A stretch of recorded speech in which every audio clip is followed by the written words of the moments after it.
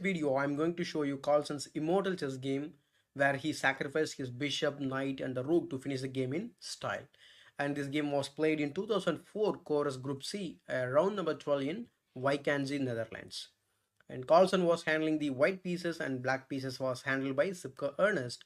And this is our first video in Immortal Chess Games playlist. So I will be covering more games in future. So if you are new here, kindly consider subscribing to the channel and press the bell icon to get notified for the future videos. So without any further delay, let's get started.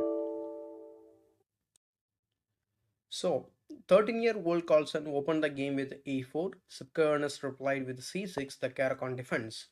Carlsen played d4, grabbing more space in the center, and Ernst hits back in the center with d5.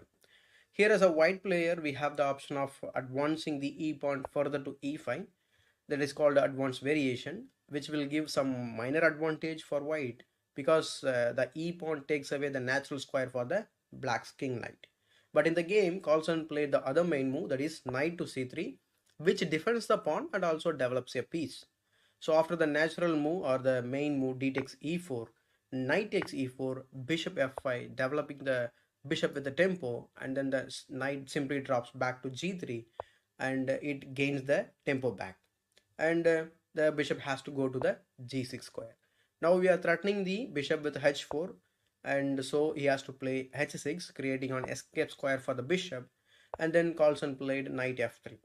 Here black should continue with the d7 to stop knight e5 idea. Otherwise that is a huge advantage for white in the opening itself. So he must stop that, so he played knight to d7. And then Carlsen followed up with h5, threatening to capture the bishop, so bishop goes to h7.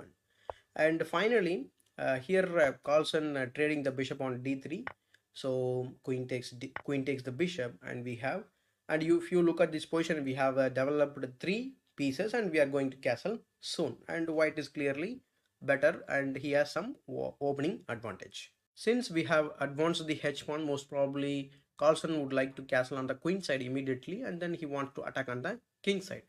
But here black played e6, opening the bishop's eyes, and here Carlsen continued with the bishop f4. Here the theory should continue with the queen a5 check, bishop to d2, bishop b4, c3, bishop goes back. After c4, the queen also goes back. And this is how black should develop his pieces with some tempos. But here he played the other main move, that is knight g f6. So Carlsen castled on the queen side. Okay, so now after bishop e7, black wants to castle on the king side. Carlsen went knight e4 immediately. Here Sipke Ernst played queen a5, threatening the a2 pawn, but it's not a big deal because of king b1, which simply improves the king's position and defends the pawn. Instead of the queen move, black should have continued with knight takes e4. After queen takes e4, then the other knight coming into the play with the tempo, and then the queen simply drops back to e2 and the game will continue. But we did not see the continuation in the game, so he played queen a5. After king b1, black simply castles on the king side.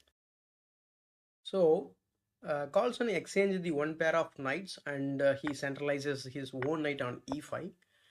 And I believe this knight is now worth more than 3 points, considering his relative value, and its controlling squares are very critical. And you will come to see in a moment that this knight is going to create some headache to black. So after the natural rook a d8 by black, it's very logical because it's x-raying the queen, and also he's putting a rook in on a semi-open fight. So Carlsen immediately dropped the queen to e2. From there he can go on either side of the board as per the requirement. But not only that, we should also notice that the bishop on e7 square is undefended and it's being exited by our queen. Now the question is, can we do any tactics out of this? Because you know that undefended pieces are always going to be target for the tactics, I mean the tactical target.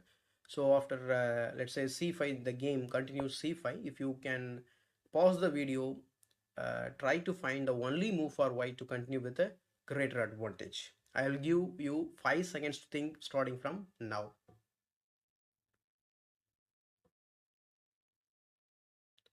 So I hope you found this beautiful knight sacrifice on g6. Yes, Carlsen played knight g6, hitting everything on the dark squares. Here if black wants to stay in the game, he should completely ignore this sacrifice and play rook e8, and if knight grabs the bishop after rook takes e7, d takes c5, and the game is equal. And white is slightly better, but Sipke, took the knight, and he accepted the Carlsen's challenge. So after f takes g6, queen takes e6 check. Please note that black cannot block the check with the rook because of h takes g6, and white is going to win the rook. So Ernst played king h8, and Carlsen played the obvious h takes g6. It controls the light squares around the king, and not only that, it also opens the h file for the rook to join the attack later. But if you are wondering about the move that is queen takes e7, then black can untangle everything and play this simple move that is knight to d5, which forks the queen and the bishop. The sample line goes like bishop to d2, knight takes e7, bishop takes a5, rook takes d4, rook takes d4 after c takes d4, and this is roughly equal position, but black may have chance later because of the better piece activity. So that's why Carlsen did not go down this line, and he played the absolute best move in the position, that is to capture the g6 pawn to open the line for the rook. So here also black has the chance to stay in the game with like a queen b6. Maybe after queen b6, queen takes e7. Now knight g8, queen to e4, rook f e8, bishop e5, rook takes d4, c takes d4. Still white is better, but this is the line. I think this line is far better than the line which was played in the game, because after knight to g8 instead of queen b6, if you look at this position, it looks like black is defending everything, but it's not. So Carlsen made another sacrifice on h6 to rip open the king side for the mating attack. So he played bishop takes h6. Here black took with the pawn, but capturing the bishop with the knight will lead into a quicker way. So after g takes h6, Carlsen sacked his rook on h6 with a check. So the knight must accept the sacrifice. Then finally queen e7 threatening the mate on h7. So he must play knight f7 to stop the immediate mate threat. So Carlsen immediately took the knight with the pawn. So the king has to run to the safe square. So he played king g7. But the simple move is rook to d3. So in this position, if you are wondering why we cannot capture the pawn on f7, if black or you are greedy to capture f7, then the mate follows like rook g3 check, king h8, queen h4 check, rook blocks the check, queen f6 check, and then rook to g7, and then finally we can deliver the rook and deliver mate on g7. And that's why black played rook to d6 and Carlsen played rook g3 check anyway. So rook to g6 blocking the check, queen e5 check, king captures f7, queen f5 check, and rook f6 blocking the check, and finally Carlsen delivered this beautiful checkmate on board on d7. So if you enjoyed watching this video, so please show your support by a thumbs up, and let me know your ideas and thoughts in the comment section below and share with others. And still, if you have not subscribed to the channel, hit the subscribe button and press the bell icon to get notified for the future videos.